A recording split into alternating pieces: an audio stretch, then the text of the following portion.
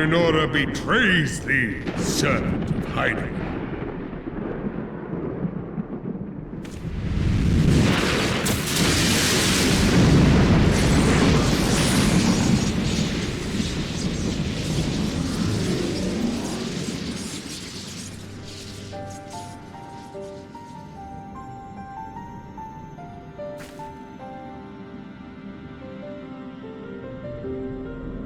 Thou art the bringer of light, bane of Ifrit, Titan, Garuda, and Leviathan. I am Ramu, guardian of the children of the forest. Thou tramplest upon sacred soil, bringer of light. By what right doth man intrude in this sanctuary of the sylphs?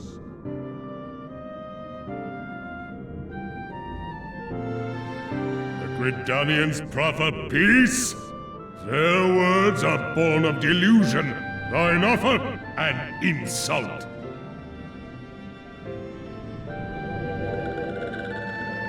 Thou speakest of harmony, yet carest naught for my children's desires. They did but wish to dwell beneath these boughs in solitude. Yet even that was too much to ask of man. Thus did they turn to me for succor. The sentence I pronounce upon thy kind is just. Redanian or Garlean, it matters not. The good intent of one excuseth not the misdeeds of the other. Thy conflicts have brought naught but anguish and misery unto the forest. All blame doth lie with the darkness that resideth in the breast of man.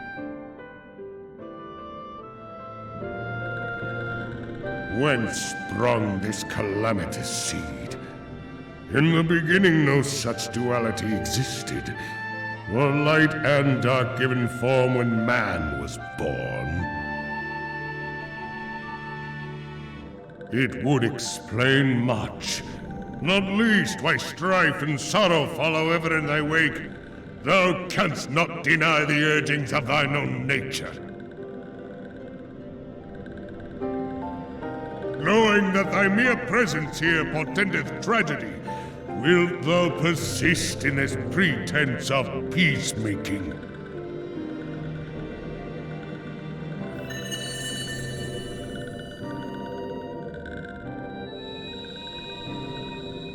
Thou bearest the crystal which I bestowed upon my wayward charges, that they should entrust so precious a gift to thee.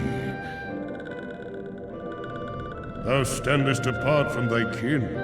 Thou art the bringer of light, aye, but there is something more in thee.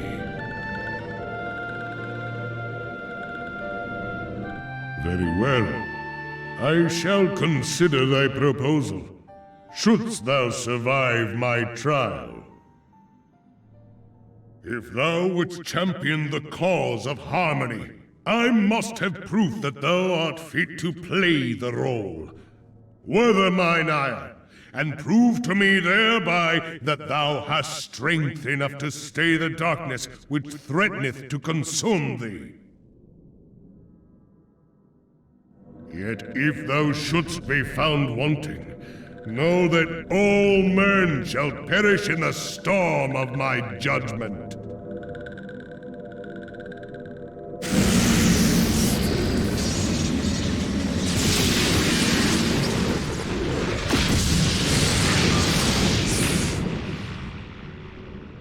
Come to me, bringer of light.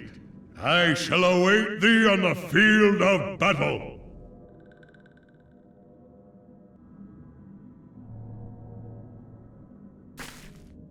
Urianger, it is rare indeed to find you so far from a tome.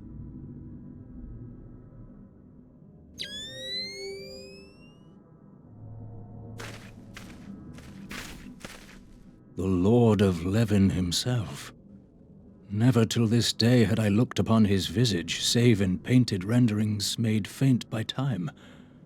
Ever shall this scene remain etched in my mind's eye. Beg pardon, my lady.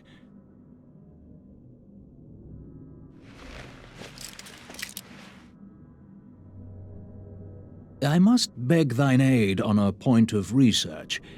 If thou art resolved to face Lord Ramu, I would ask thy leave to observe the event.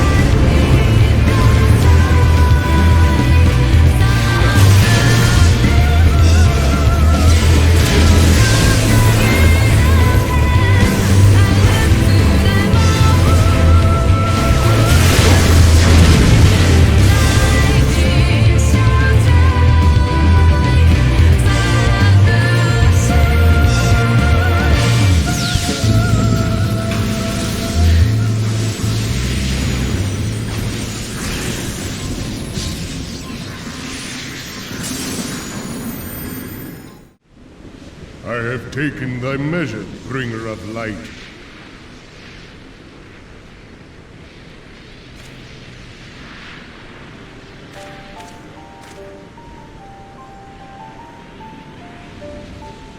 And I judge thee a worthy champion. The task of excising the sin that hath taken root in man's heart is thine. Shrink not from employing thy strength in service to the forest and the wider realm beyond. Like hungering shadows do the enemies of harmony gather, and meekness will but feed them. If man is to be delivered from the dark, it shall be by thy guiding light alone. Stray not from the path, for if thou dost, thy people shall be truly lost.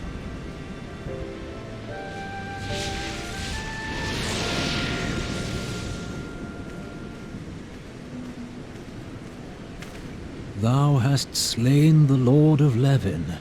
A regrettable act, but a necessary one.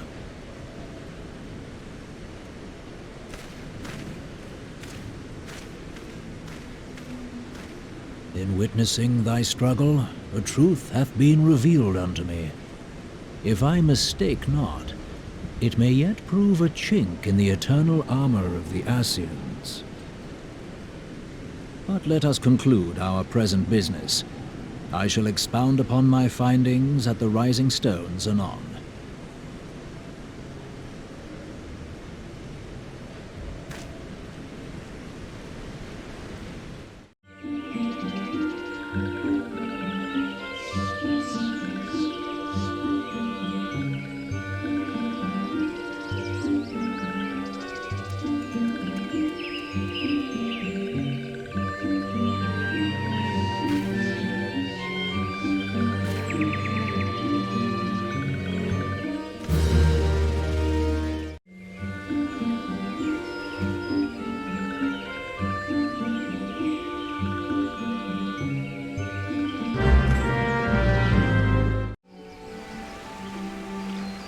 You are returned to us, dear friend, and none the worse for bearing the heavy burden which I did press upon you.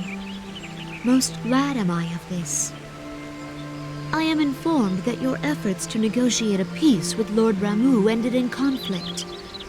Pray tell me, what befell?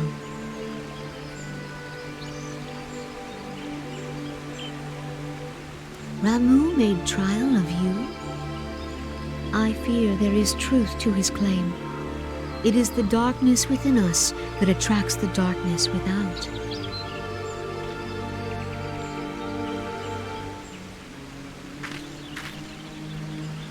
It cannot be denied that misfortune follows man. For evidence, one need only look to the conflict brewing in Cartanel, or to the rising flood of refugees. Our shared struggle against the Empire should have served to seal our union. Yet the ties which bind the alliance strain under the weight of gross self-interest.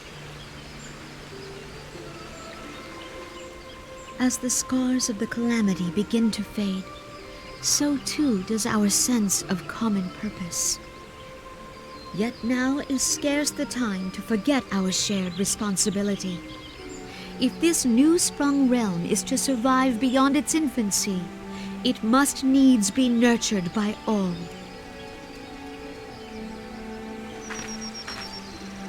Eorzea must be as one, yet I fear that dream is still far off.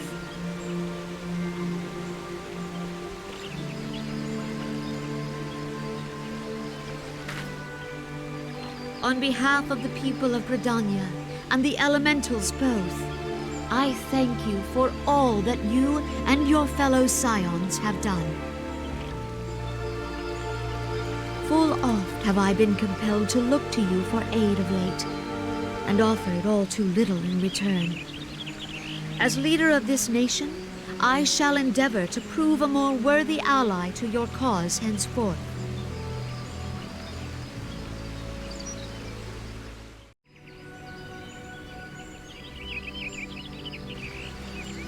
Lord Ramu has departed, yet the keening of this ill wind grows no less insistent.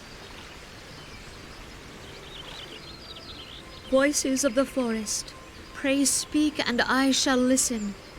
What unseen evil begets this unease in my heart?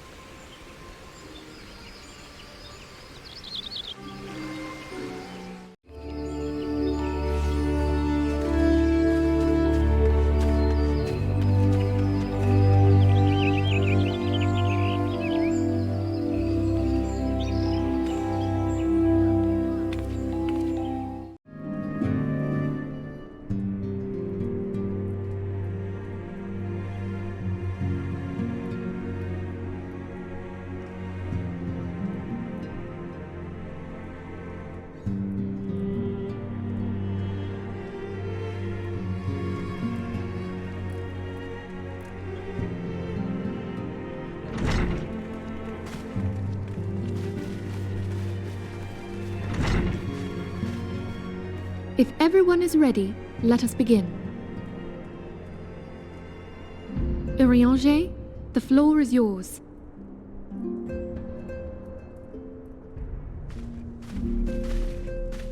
As all here assembled now know, in its final hours as our Order's headquarters, the waking sands did play host to a most unexpected visitor. I speak of the Ascian clad in white, Elidibus. Unwelcome though his presence was, his words that day did serve to confirm a truth long suspected, that the Ascians are eternal beings, to whom physical destruction is as a temporary inconvenience. In the intervening time, Urianger and I have striven to discover a means by which the Ascians might more permanently be slain. And 'tis my belief that we have found the thread that will allow us to unravel the twisted skein of their existence. In the moments prior to Leviathan's most recent manifestation, the Sahagin elder who summoned him was observed to undergo some manner of ascension. The etheric readings taken by Y'shtola at the time of this transfiguration have proven most enlightening. The disruption to the flow of ether was sudden and dramatic. So tangible was the agitation, I scarce had need of my goggles. The significance of Y'shtola's readings might better be understood in the context of mine own, taken at the instant of the Lord of Levin's demise. Unlike the primal, the Sahagin was not subject to etheric dissipation. Before discussing our new discoveries, it may benefit us all to recall what we know of etheric behavior.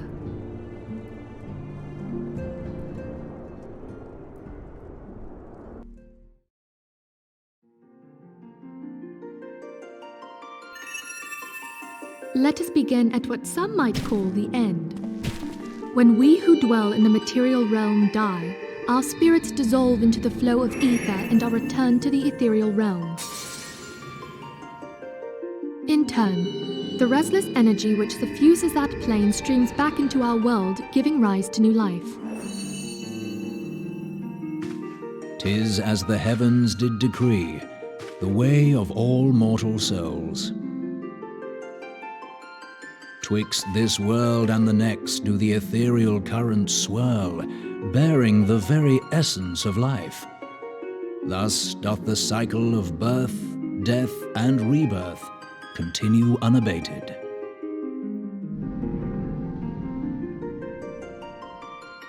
Primals behave somewhat differently. In order to manifest and then maintain a physical presence in this realm, they must consume vast quantities of ether, most often in the form of crystals. Though they may seem to live, their flesh is but ether given shape.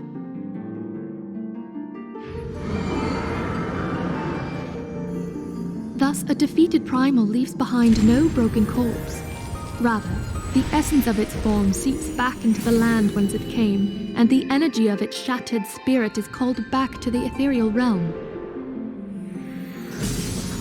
And There it waiteth, till next the prayers of the faithful do draw it forth from the sea of ether, to take their offering of crystals and make for itself a new body.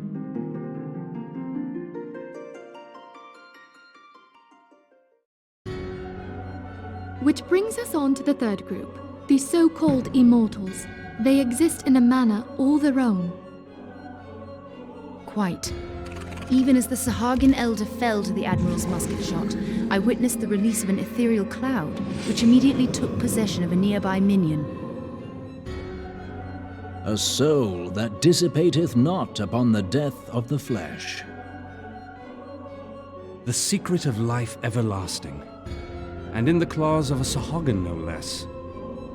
But I wonder, what would happen to one of these obstinate spirits should there be no suitable host for it to claim? If mortal death entails a return to the ethereal realm, it seems doubtful that the soul of an immortal would venture there. Nay, it merely withdraweth the distance, unto the shore of the ethereal sea, perchance, but no further. Yes, it exists in neither this realm nor the next, abiding instead in the space that lies between them. The Ascians took control of Thancred by means of a crystal of darkness, an artifact which, if our theories are correct, serves as a gateway to the place I have just described. I was hoping people had forgotten about that. I am sorry, my friend. For a mercy, the weary road of our research hath brought us unto an answer. The Sahagin ascended to an immortal state, but he did not possess a crystal of darkness through which to flee this realm. Thus was he consumed by Leviathan. If we could entrap the spirits of defeated Ascians in like manner, and thereby deny them resurrection,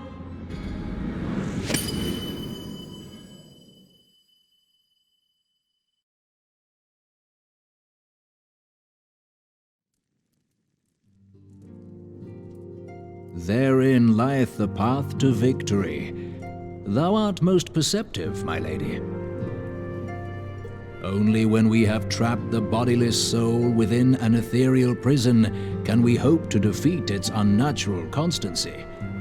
Thus might even an eternal paragon be consigned to oblivion. These feats are, of course, far easier said than done. At present, we lack a viable means to entrap and extinguish an Ascian soul. Yet, I believe it to be possible. The pieces of the puzzle lie before us. We have but to put them together.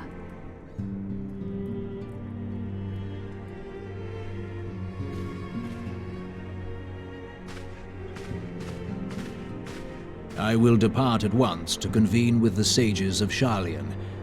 Together shall we divine the steps by which our goals may be achieved. I have the utmost faith in you, Archon.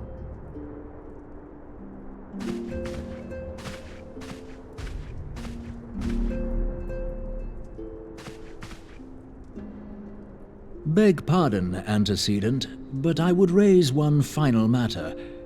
Even now, a Sharlayan survey party seeketh to ascertain the fate of the students of Baldessian. Their findings shall soon be known to us. Though you harbor feelings of dread, I bid you surrender not to sorrow, but abide instead in hopeful prayer. I shall, Archon. Thank you.